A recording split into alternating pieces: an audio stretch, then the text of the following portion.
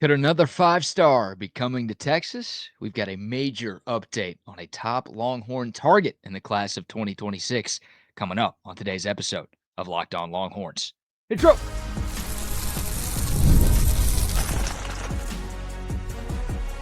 You are Locked On Longhorns, your daily podcast on the Texas Longhorns. Part of the Locked On Podcast Network, your team every day. Welcome in. You're locked on to the Texas Longhorns. I'm your host, BK Brad Kellner, Texas grad, Austin native, and longtime sports radio host here in the Lone Star State. Thank you for making Locked On Longhorns a part of your day every single day. We're free and available wherever you get your podcasts and on YouTube as well. Please like, subscribe, leave a comment, and tell your Longhorn friends about Locked On, your team every day. Today's episode is brought to you by Game Time. Download the Game Time app, create an account, and use the code LOCKEDONCollege for $20 off your first purchase. Texas baseball can win the SEC tonight against Oklahoma, and the Horns over-under for next football season has been released. We'll get to those topics in a bit, but first, a huge development on the recruiting trail. Could USC's loss be Texas's gain? What do I mean by that? Well, yesterday, five-star linebacker Xavier Griffin, who had been committed to USC since last July, took to Twitter to announce that he was decommitting from the Trojans and reopening his recruitment. That's good news. The better news is that Griffin has locked in an official visit to Austin for the weekend of June 13th through 15th. So just about a month from now, the five-star linebacker will be here in Austin visiting Texas. Griffin was here on an unofficial at the Longhorn City Limits recruiting event back in April.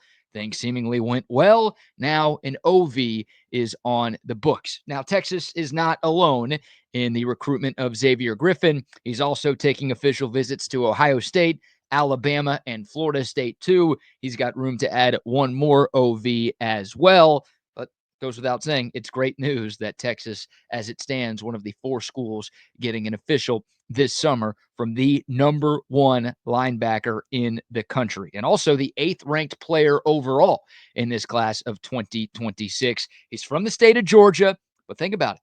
This past cycle, Texas went into Georgia and snagged the top defensive lineman in the class with Justice Terry. Can the Longhorns do that again with a linebacker in 2026? Griffin gave a quote to 24/7 Sports after his first trip to Austin last month.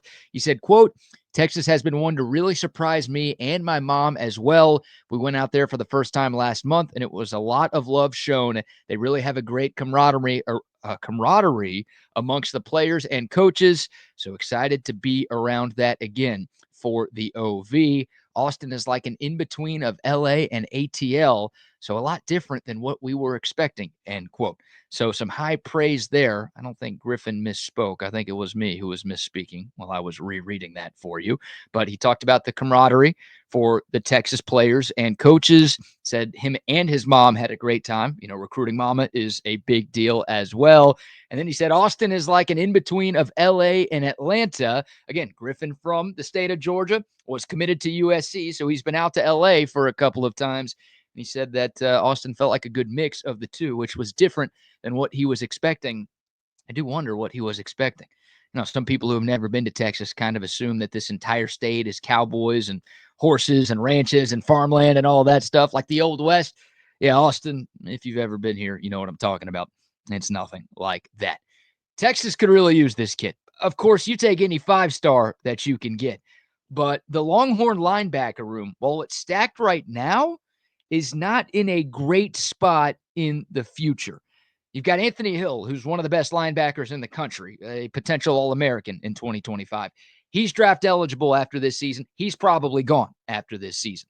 Leon Galafau, I think, will be a 4-year player, which means 2 more years for him. Same thing with the Arkansas transfer, Brad Spence. I think you'll have those guys for 25 and 26, but both of those guys are done after 2026. So then you start to look ahead to the 2027 season. I know we're all focused on the here and now, but obviously this coaching staff has to think about what's 2, 3, 4 years down the road as well. You lose Anthony Hill, you lose Leon Galafau, you lose Brad Spence in the next 2 years.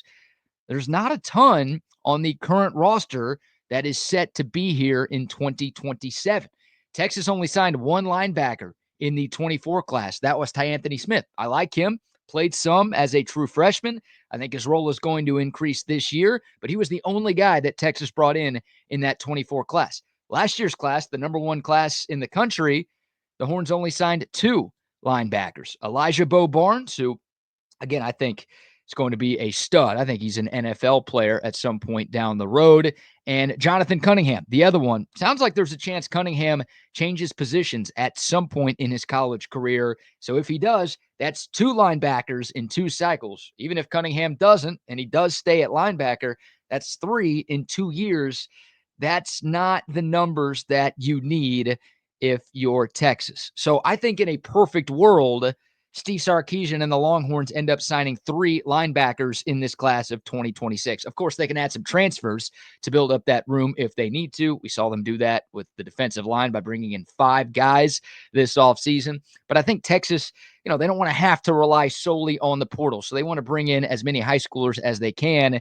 And if you can bring in a 5-star and the number 1 player at that position in the country, that would work. That'd be a good start to your class of 3 linebackers that you are trying to bring in. So I think Xavier Griffin, maybe not the most talked about target for Texas right now, but he is one of the most important targets for the Longhorns because of kind of the future of that linebacker position. So we'll see what happens here. Now, Texas, again, is in a battle. Don't sleep on Alabama. Don't sleep on Ohio State. Sounds like those 2 are the biggest competitors right now. And don't sleep on Georgia. I mentioned there's no official visit for Georgia on the books, but Griffin, living in the state, he's taken a number of unofficials to Georgia. He could take unofficials there pretty much as often as he wants. And again, there's still space for a 5th OV in the month of June. That could be Georgia that gets that look. Georgia actually has 2 5-star linebackers in this class. So, high priority for Texas, high priority for a bunch of schools trying to go in that state and take some of the top talent away. Here's the 24/7 sports breakdown of Xavier Griffin. Quotes, multifaceted defender with a top flight testing profile that should offer both on and off ball linebacker as he can rush the passer and stack against the run while also dropping back into coverage. Lanky and lean at this stage. He's 6'3", 200 pounds, but he should undergo a major physical transformation in the coming years as he's on the younger side for the grade and equipped with larger features. Fires out of both a 2 and 3 point stance in the blink of an eye and will get around obstacles with his slick agility and lateral quickness. He possesses true sideline to sideline range and will make stops in pursuit with his gap closing burst. Must keep evolving and developing craft while improving play strength, but he projects as a potential impact player in the Big Ten or SEC that can fit into a variety of different schemes with his athletic juice and alignment flex. End quote. So there's a pretty good breakdown there of Griffin. And again, the number 1 linebacker in the nation, a top 10 player in the nation for the class of 2026 at a position that Texas will be targeting heavily over these next few months. We'll see what happens with Griffin. This is going to be one of those recruitments that goes all the way to signing day. Like, even if Griffin commits to Texas right after he visits Austin in mid-June, it's still like, hey, the recruitment doesn't stop. You got to keep working this kid until you get him to put pen to paper.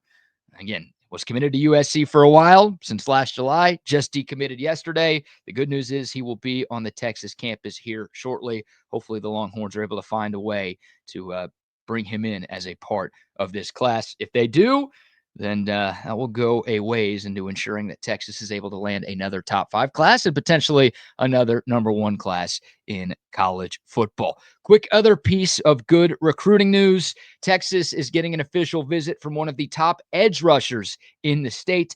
Temple edge Jamarion Carlton will be visiting Austin from June 6th through the 8th. That was previously slotted for SMU. So not only does Texas get an OV, but they knock SMU off the board for that.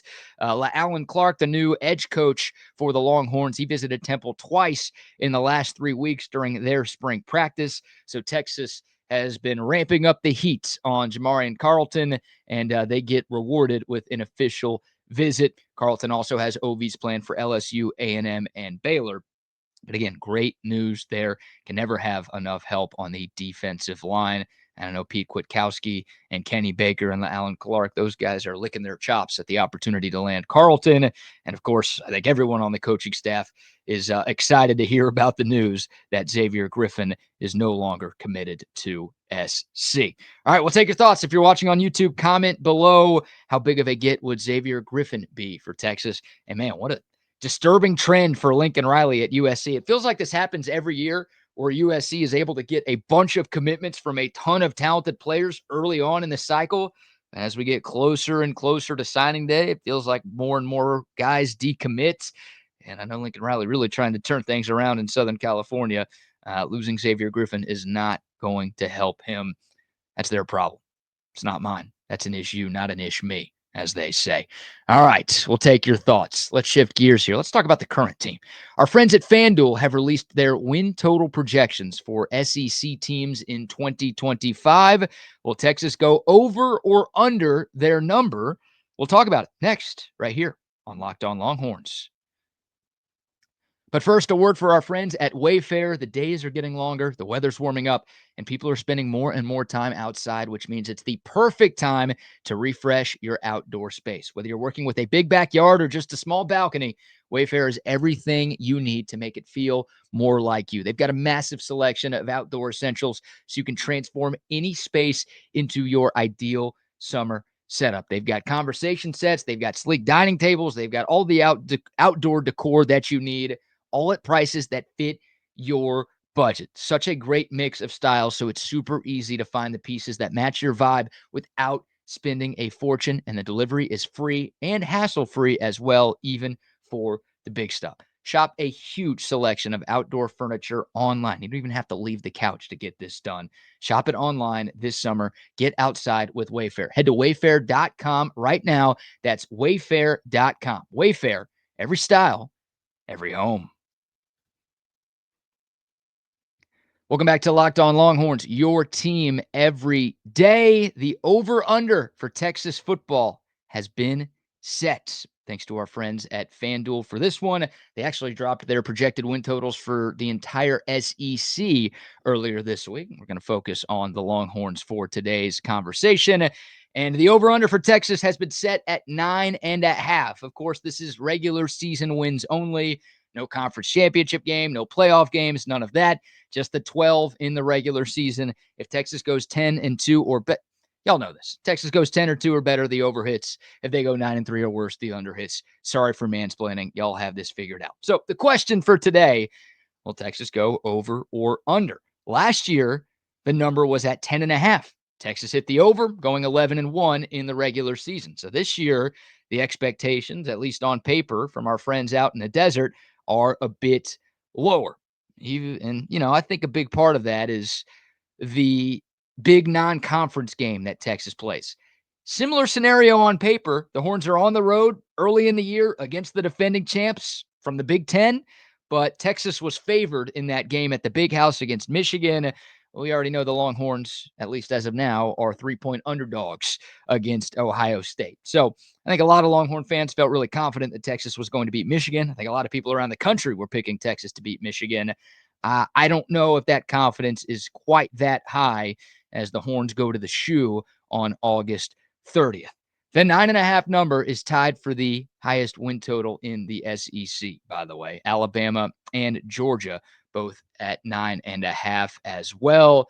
I'm going to try to walk and talk at the same time here. We're going to go with a little screen share so I can pull up the Texas schedule so you guys can see exactly what I am looking at. I've got this thing in front of me, but we're going to play the win-win-loss-win game. And of course, the NFL schedule just came out. You've got a bunch of NFL fan bases who do this the day after the schedule gets dropped. So we're going to do this now in honor of that for the Texas Longhorns. So here you go in front of you. If you're watching on YouTube, you've got the game-by-game schedule for Texas. Some of these dates are wrong because they've changed, but obviously the teams and the locations of these games remain the same. So starting with that Ohio State game that we talked about, the win-win-loss-win game, I will tell you right now that I think Texas will go 1-1 against Ohio State and Georgia. Those are their two toughest games of the year. And those are maybe the two toughest games you could play in college football, considering how good those two programs have been over the last half decade. I think Texas wins one and loses one. I think I'd rather get the Georgia game because that's an SEC game, and I'm mad that Georgia beat the Longhorns twice last year. I'd love to get revenge in their building, but I honestly feel better about Texas going to Columbus and beating Ohio State in week 1 than I do about that trip to Athens in November. So I'm going to give this as a win for Texas. So they start 1-0. San Jose State, UTEP, Sam Houston, not going to spend a whole lot of time breaking down those games right now. I think those are 3 pretty easy wins for the Longhorns. So I'm going with a 4-0 non-conference slate for UT. Then we get to conference play at Florida on October 4th. I think Texas loses 2 games this year. I think they go 10-2, which means I have them hitting the over on 9.5. Georgia is one loss that I have. I've been back and forth on where the other loss is going to come from. It could be Ohio State. Obviously, you look at the rest of the SEC schedule, there could be a slip-up opportunity there. I think outside of that game in Athens, the toughest conference game that Texas has is the conference opener in the Swamp against Florida. I remember what Texas did. I know DJ Lagway didn't play in the game here in Austin last November, but Texas beat the brakes off of Florida. I don't think Billy Napier is a very good coach, but this will be the loss. This will be the other loss that I have for Texas. I'm going to put that as an L for the Longhorns, and they go to 4-1 on the year. I'm not picking Texas to lose to Oklahoma. Oklahoma got better in the offseason. I don't think they're anywhere close to Texas. I don't think Brent Venables is anywhere close to the coach that Steve Sarkisian is. I'm going to go with a win there at Red River. That's 5-1. I'm going to say a win at Kentucky. I'm going to say a win at Mississippi State. That whole month of October is interesting because Texas plays 4 games in a row, and none of them are here in Austin. 3 true road games, and then obviously the game at the Cotton Bowl in Dallas. That's not an easy stretch. I'm going to be worried. If Texas does beat Florida, I'm going to be worried about Kentucky or Mississippi State being a slip-up just because all of that travel and all of that time away from home. But I'll say they go 3-1 in October with the 1 loss to Florida. Then you get to November. I think Texas beats Vanderbilt. So what is that? That is 7 wins. That's 7-1 for Texas going into the second open date of the year. And then obviously the Horns wrap things up with kind of a 3-game gauntlet. At Georgia, home Arkansas, home A&M. I don't think Arkansas is very good. A&M's okay, but 2 huge rivalry games. Those are big ones for Texas and for Longhorn fans everywhere. I'm going to say Texas loses to Georgia right now. That's loss number 2. So that's 7, I guess 8-2. My math is way off here. I'm a journalism major. Please don't get too mad at me. That'd be 8-2 if Texas loses to UGA. And then, I don't even know if Sam Pittman's going to be coaching Arkansas at that point. I don't know if it's going to matter. I think Arkansas is a 4 or 5 win team. FanDuel has their over-under set at 4.5. So the expectations for the Hogs this year, very, very low in the desert. I think Texas wins that game pretty easily. And then I don't think I'll ever pick Texas to lose to A&M. It's happened before, but not very often. Texas 77-37 all time against the Aggies. Texas, even when Texas is worse than A&M, I picked Texas to win. Texas clearly better than the Aggies right now. So, and that game obviously is at DKR. I'm picking the Horns to win that one on Black Friday to wrap up the year. So I've got 10 wins. I've got 10 wins for Texas, which means they will hit the over. Uh-oh. What are we doing here? Do we know what we're doing here? Trying to get the screen share back. Can we do it? Can we do it? There we go. Just took y'all for a ride. Apologies if you are watching today's show. But that's where I'm at right now. I think 9.5. Look, I guess I think it's a pretty good number because I think Texas is going to be right around there. But I feel pretty good about the Longhorns hitting the over and getting the double-digit regular season wins. Honestly, I think the Horns have a better chance to go 11-1 than they do 9-3, barring injuries.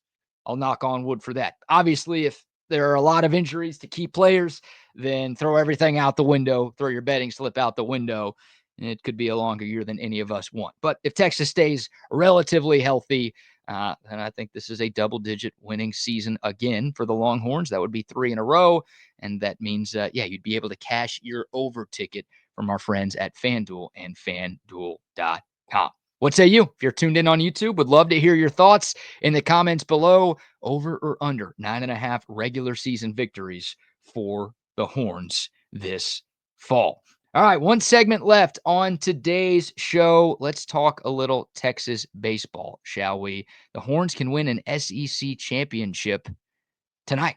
That's right.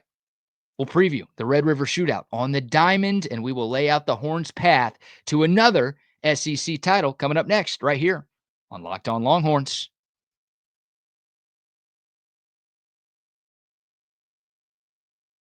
Welcome back to Locked On Longhorns, your team every day. Final segment on a Thursday show.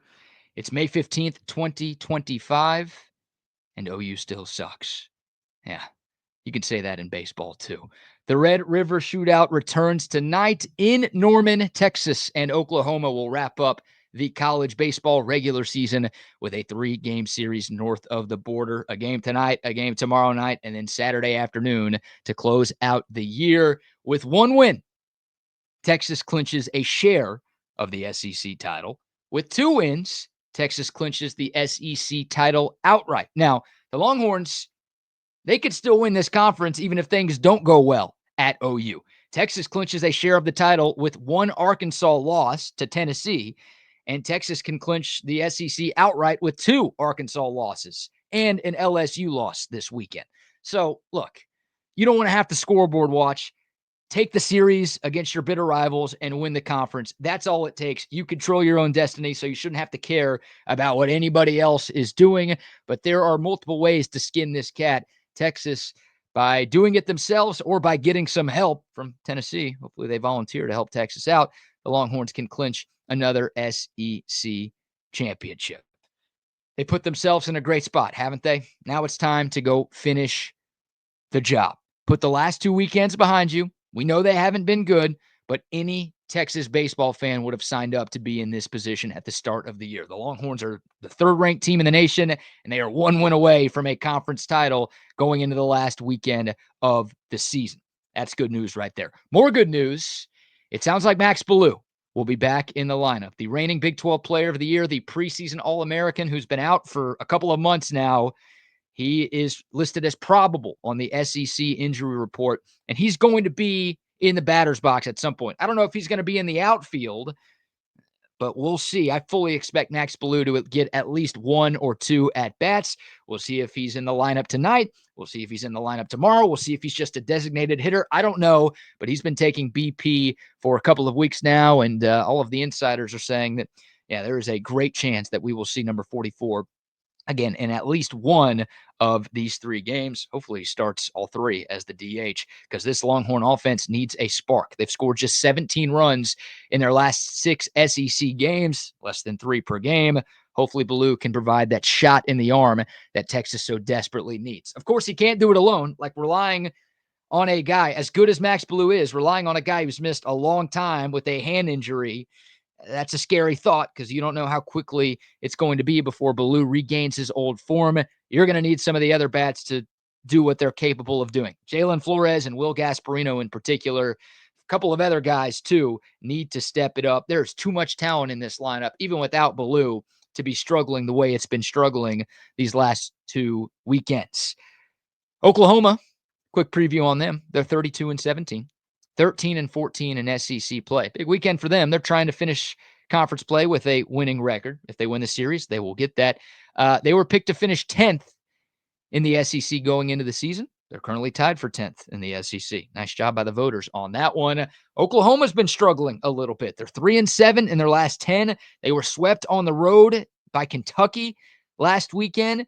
So even though Texas is in a bit of a rut right now, Oklahoma is too, and they have dropped outside of the top 25 with their recent slide.